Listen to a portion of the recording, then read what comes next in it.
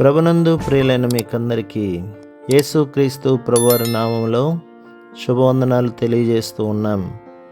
దైవ సేవకులు బ్రదర్ భక్తి సింగ్ గారి పరిచర్యలో నుండి అలసిన వాణిని ఓరడించు మాటలు. జనవరి 23. ఆయన ప్రధానులను అధికారులను నిరాయుధులనుగా చేసి శిలువ చేత జయోత్సవముతో వారిని పట్టి తెచ్చి బాహాటంగా వేడుకకు కనపరచును. కొలస్సీ పత్రిక 2వ అధ్యాయం 15వ వచనం. యెహోషువ గ్రంథం 7వ అధ్యాయంలో ఇశ్రాయేలీలు హాయి వారి ఎదుట ఓడిపోయినట్లు చదువుదము. అది ఒక్క మనిషి జీవితంలోని పాపమును బట్టి సంభవించినది. మనము శరీరంగా ప్రభు యొక్క పనిలో నిమగ్నమై ఉన్నాము. ప్రభు అయిన యేసు క్రీస్తు యొక్క సంఘముగా మనము అపవాదికి విరోధంగా పోరాడుచున్నాము. వ్యక్తిగతముగా ఏ ఒక్కరి ఏ పతనమైనను లేక హద్దుబాటైనను విరోధముగా హానికరముగా సంఘమంతటిపై ప్రభావం చూపును.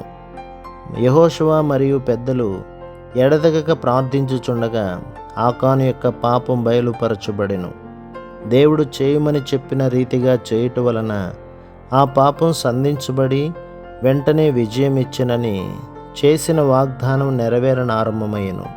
పైన చెప్పిన ప్రకారం ఆ వెలుగులో మనము కూడా మన హృదయములను పరీక్షించుకొని దేవుని ఎదుటను మరియు మనుషుల ఎదుటను సంగతులను సరిచేసుకొనుట ద్వారా దేవుని పనికి మనం ఎలాంటి ఆటంకమును కలిగించము. ఆకాను తన పాపం నిమిత్తం చాలా గొప్ప క్రయమును చెల్లించవలసి వచ్చెను. ఇది సర్వమానవాళి యొక్క పాపములన్నింటి యొక్క తీర్పును భరించుటకు ప్రభువైన యేసుక్రీస్తు చెల్లించవలసి వచ్చిన అత్యంత గొప్ప క్రయమును మనకు జ్ఞాపకం చేయుచున్నది. కావున మన ప్రియ రక్షకుడు ప్రభువైన యేసుక్రీస్తు ఎడల మనం ఎంత కృతజ్ఞులమై ఉండవలను కదా. ప్రభువు హాయి రాజు, అతని జనులు, అతని పట్టణము మరియు అతని దేశం మీదను సంపూర్ణ విజయం ఇచ్చేదనని వాగ్దానం చేసెను. యెహోషువ గ్రంథం 8వ అధ్యాయం 1వ వచనం. వారు యెహోవా యొక్క ఆజ్ఞలలో ప్రతి ఒక్కదానికి సంపూర్ణంగా విధేయులైనప్పుడు విజయమును పొందగలరు.